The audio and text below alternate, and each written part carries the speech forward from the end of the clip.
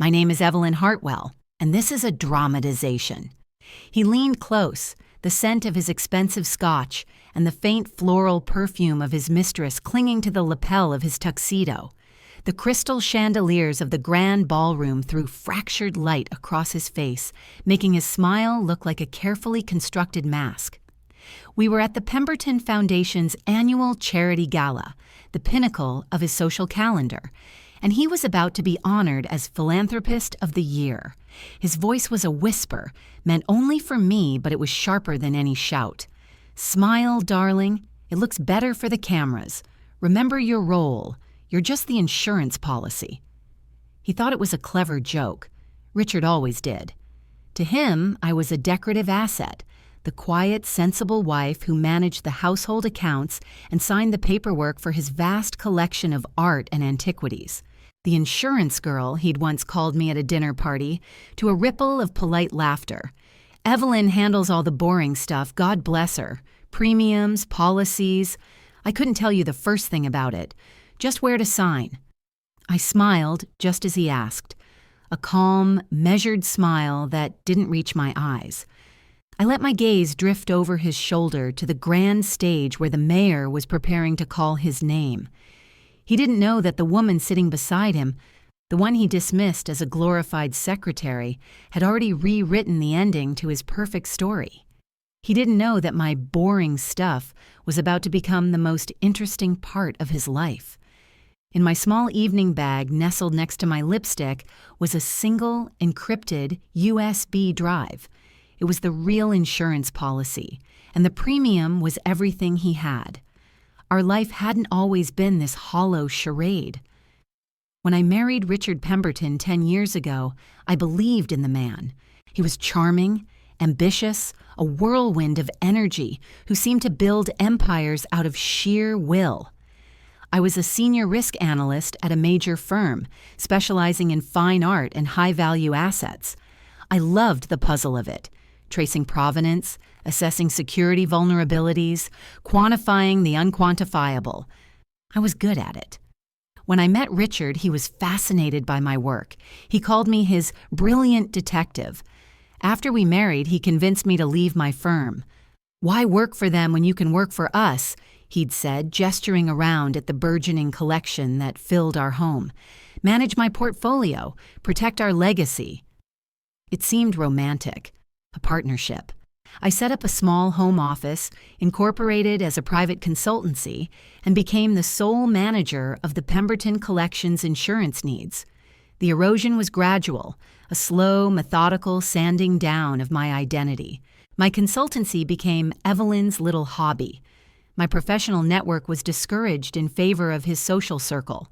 Lunches with former colleagues were replaced with fittings for gala gowns and planning charity auctions chaired by his mother, Lydia. Lydia, a woman carved from ice and old money, viewed me as a necessary but unremarkable addition to the family line. She once corrected me at a public event for referring to my past career. "We don't talk about trade, dear," she'd murmured, her smile never faltering. "It's unseemly." Richard controlled the finances with an iron grip. I was given a generous allowance, but every major expense was routed through his office. He called it efficiency. I later learned it was called control. He made me feel like a pampered guest in my own life, a life I had helped build and was tasked to protect, yet had no real ownership of.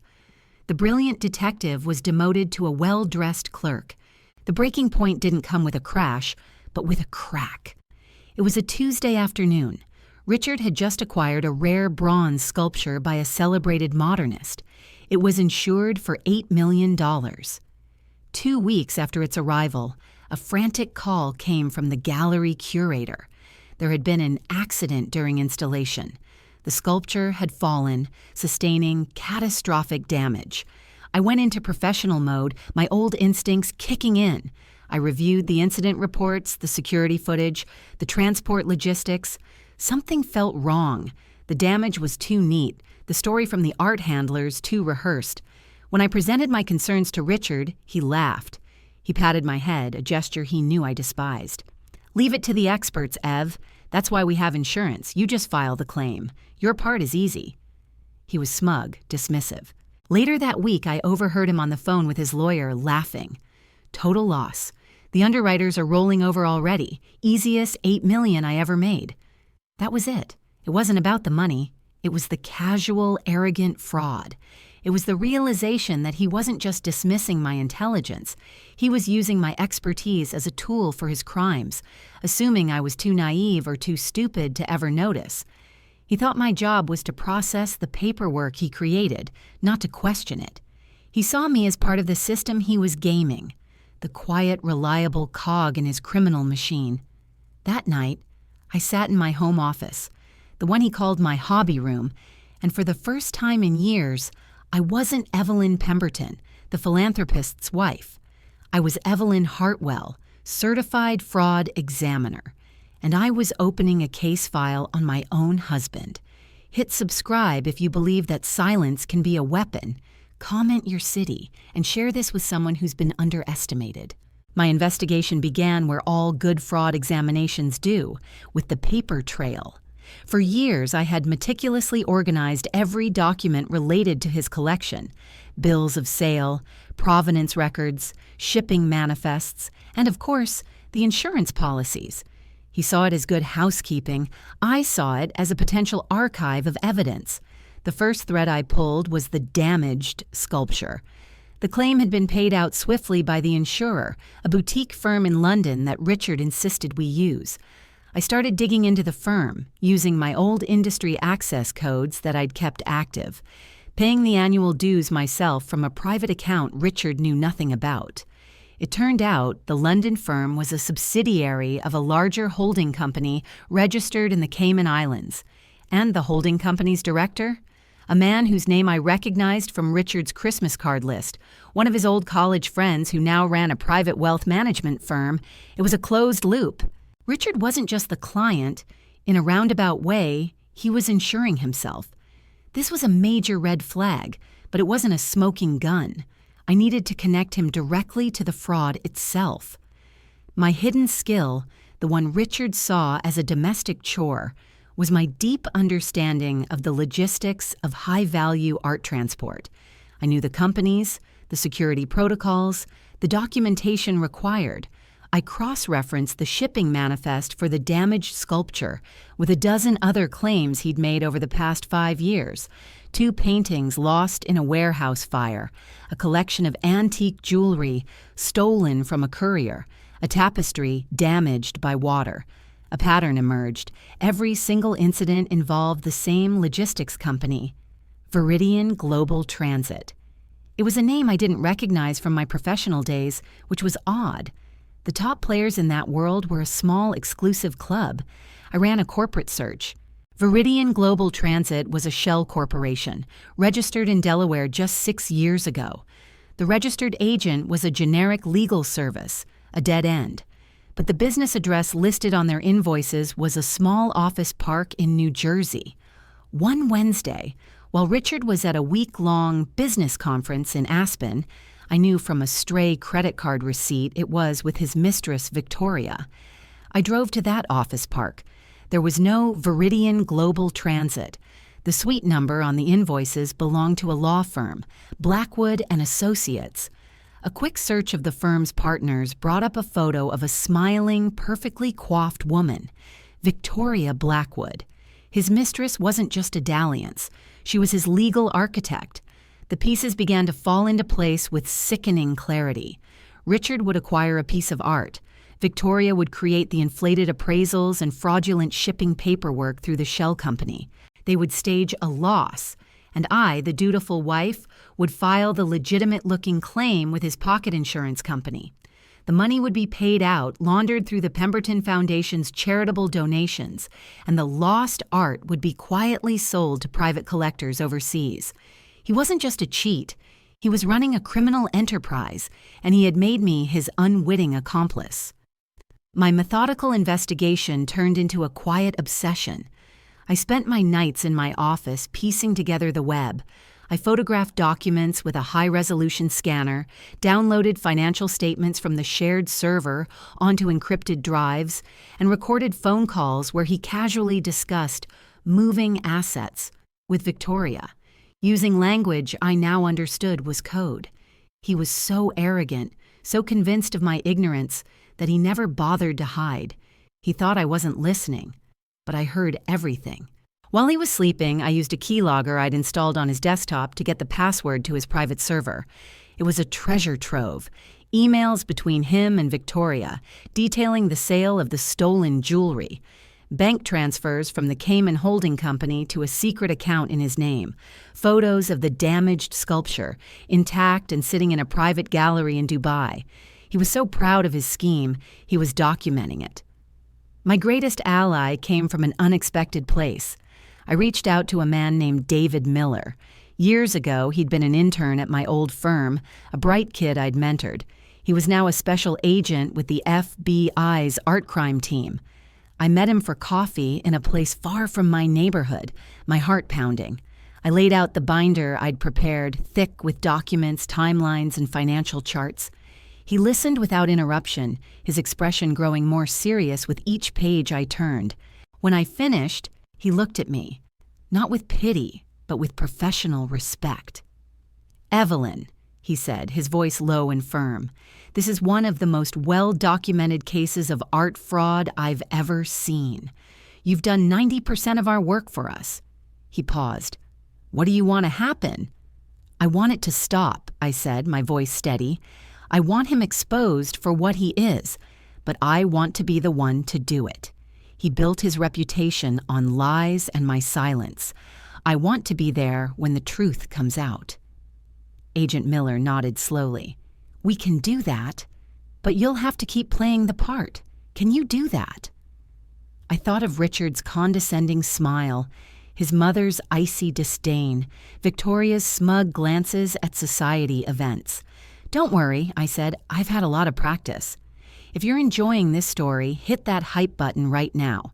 It's free, takes a second, and helps this video reach more people who need to see it. Now back to the story. The next 2 months were the longest of my life. I was living a double life, playing the role of the docile, supportive wife, while secretly collaborating with the federal government to dismantle my husband's empire. Agent Miller and his team worked in the background, verifying my evidence, securing warrants, and building their own case. My role was to maintain the facade and, if possible, gather more direct evidence. They gave me a recording device, a tiny pin disguised as a piece of designer jewelry. "Only turn it on if you feel safe and you think he's going to discuss the business," Miller instructed. "We have enough, but a direct confession would be ironclad." Wearing that pin felt like holding a live grenade. Every dinner, every conversation was fraught with a new tension. I had to be the Evelyn he expected, placid, slightly bored, interested only in guest lists and floral arrangements for the upcoming gala. Inside, my mind was a whirlwind of case files and legal statutes. There were close calls. One evening, Richard came into my office while I was reviewing bank statements I'd downloaded from his server. I minimized the screen just as he walked in, my heart hammering against my ribs. "Still playing with your numbers?" he asked, peering at my computer. He glanced at the screen, which now showed the seating chart for the gala. "Don't put Lydia next to the Hendersons. You know she can't stand their politics." "Of course," I said, my voice a little too tight. He looked at me, a flicker of suspicion in his eyes. "You seem tense lately. Everything all right?" I forced a laugh. "Just gala stress.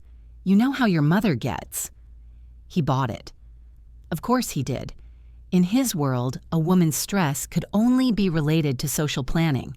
The idea that I could be orchestrating his downfall was as alien to him as quantum physics. His arrogance was my greatest shield. The antagonist escalated, as they always do when they feel invincible.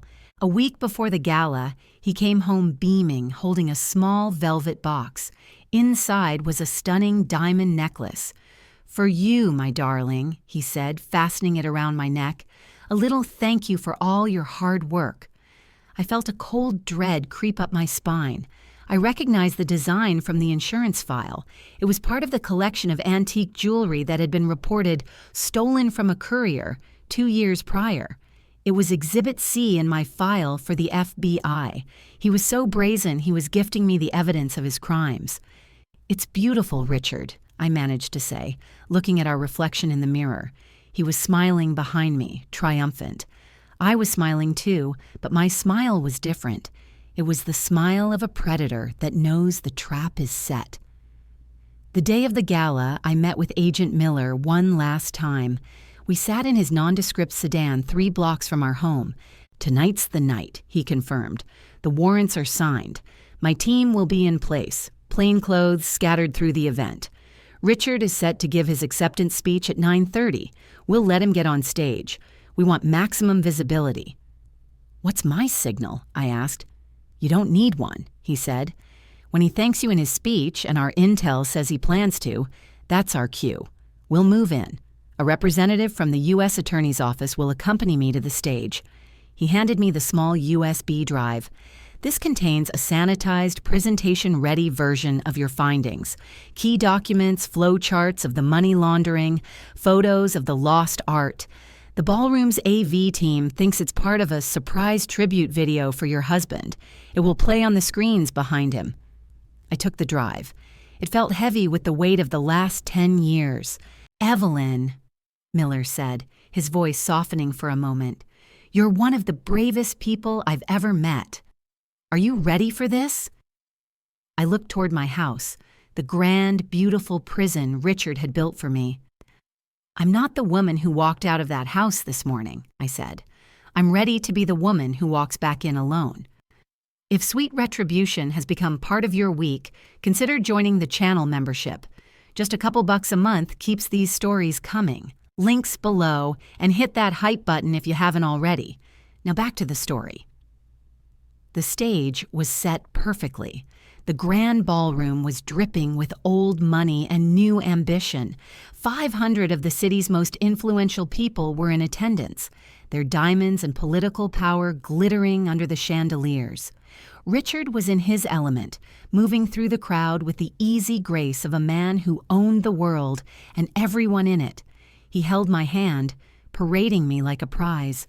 His mother, Lydia, watched from the main table, her face a mask of regal approval. At a nearby table, Victoria Blackwood sat laughing with a group of lawyers, wearing a red dress and a smug expression. She caught my eye and gave me a condescending little wave. I simply nodded back. At 9:30, as planned, the mayor took the stage. He delivered a glowing tribute to Richard's generosity, his vision, his unwavering commitment to the city's cultural life. The applause was thunderous as Richard walked to the podium. He basked in it, holding up his hands for silence, a humble king addressing his court. He began his speech, thanking the foundation, the board, the city. He was charming and self-deprecating. Then he turned his gaze to me. "And finally," he said, his voice thick with false emotion, "I have to thank my beautiful wife, Evelyn, the rock upon which all of this is built." He smiled, that familiar, patronizing smile. "She handles the boring stuff so I can focus on the vision. She's the best insurance a man could ask for. Thank you, darling." That was the cue. As the polite applause began, a subtle shift occurred in the room. The house lights came up just a little, dispelling the intimate gloom. 2 men in dark suits who had been standing near the back began to walk calmly but purposefully toward the stage. I recognized Agent Miller immediately. Richard faltered, his smile tightening. He squinted into the crowd, confused. "Is there a problem?" "Mr. Pemberton," Agent Miller's voice was calm but carried through the now silent ballroom. "Special Agent David Miller, FBI. I have a warrant for your arrest." A collective gasp went through the room. Richard stared, his face a mixture of shock and outrage. "This is absurd. It's a mistake. What are the charges?" Before Miller could answer, I stood up. I walked to the side of the stage, where the AV technician was looking on in confusion. I handed him the USB drive. "Play this now," I said quietly. He He hesitated, then saw the look in my eye and complied. The massive screens behind Richard, which had been displaying the Pemberton Foundation logo, flickered to life. The first image was a high-resolution scan of the bill of sale for the damaged sculpture. Then, a flow chart appeared, a spiderweb of shell corporations and offshore accounts, all leading from Viridian Global Transit straight to a personal account in Richard's name. I picked up the second microphone from the lectern. My voice was clear and steady, amplified throughout the vast hall. "My husband called my work boring," I began, my eyes locked on his. "He called me his insurance policy, and he was right. My job was to assess risk, and for the past 6 months, I have been conducting a thorough risk assessment of him." Richard's face had gone from disbelief to ashen horror. He turned to the screen where a photo of the stolen necklace, the one Victoria was wearing at that very moment, was displayed next to its fraudulent insurance claim. Heads in the audience swiveled toward Victoria's table. Her face was a mask of pure panic. "This foundation," I continued, my voice gaining strength, "was not funded by philanthropy. It was funded by a systematic multi-million-dollar insurance fraud scheme." An email from Richard to Victoria appeared on the screen, its subject line, "Dubai buyer confirmed for the bronze." I saw Lydia, Richard's mother, physically recoil at her table, her hand flying to her mouth. "Richard Pemberton didn't just defraud an insurance company," I said, my gaze sweeping the room of stunned faces. "He defrauded every single person in this room. He used your good names and your genuine generosity as a cover to launder stolen money." Richard finally found his voice, a strangled, furious whisper into his own microphone. "She's lying. She's a vindictive, hysterical woman. She's just the insurance girl." "Yes," I said, my voice dropping but losing none of its power. "I am. And my final assessment is that you, Richard, are a total loss." Agent Miller stepped forward and calmly took Richard's arm. "Richard Pemberton, you're under arrest for wire fraud, mail fraud, and money laundering." As they led him off the stage, his mask of charm finally shattered, replaced by a face of pure, impotent rage, his eyes screaming a betrayal he could not comprehend. The immediate fallout was catastrophic for the Pemberton empire. The gala ended in a chaotic swirl of flashing cameras and hushed, frantic phone calls. Richard was taken into federal custody that night. The evidence I had compiled was so overwhelming that he was denied bail. Victoria Blackwood was arrested at her table before she could slip out, the stolen necklace still around her neck, a diamond noose of her own making. She was charged as a co-conspirator and disbarred within weeks. Lydia Ashworth, the family matriarch, was not arrested, but her fate was in some ways worse. The U.S. Attorney's Office proved she had knowingly funneled fraudulent funds through the foundation's accounts. The Pemberton Foundation was dissolved, its assets seized, and her name became synonymous with social ruin. She was exiled from the community she had ruled for decades, a queen with no kingdom left. The family's name, once a symbol of prestige, was now a stain. For me, there was no triumphant celebration. As I watched the FBI lead Richard away, I didn't feel joy. I felt a profound, hollow grief for the man I thought I had married and the decade of my life I had given him. The victory was in the truth being revealed, but the cost was the final, painful amputation of a life I once loved. I spent the next few days in a quiet hotel, giving my official statement to the federal investigators, methodically walking them through every document, every transaction, every lie. It felt less like revenge and more like closing a very long, very complicated case file. Thank you for watching this story about a woman who was underestimated and the power of quiet expertise. Financial abuse and fraud are real and affect millions. If you or someone you know needs help, resources are available. Sometimes the strongest thing you can do is document the truth and wait for the right moment. subscribe to Sweet Retribution, hit that hype button to boost this video, and if you want to support what we do, the membership link is below. Share this with everyone who needs to remember that the truth doesn't need to shout. A year later, the name on the frosted glass of my new office door read, Hartwell Risk Management. I didn't take back the Pemberton name. I resurrected my own. My firm specializes in what the FBI now unofficially calls the Pemberton Protocol, a deep dive forensic analysis for museums, auction houses, and private collectors to prevent the kind of fraud Richard had perfected. I was busier than I had ever been, and my work was respected. The brilliant detective was back. My new life was quiet, orderly, and entirely my own. Richard was sentenced to 15 years in federal prison. He never tried to contact me. They called it justice. I called it an accurate accounting. He once told me I was just the insurance policy. He was right. I ensured that in the end, everyone got exactly what they deserved.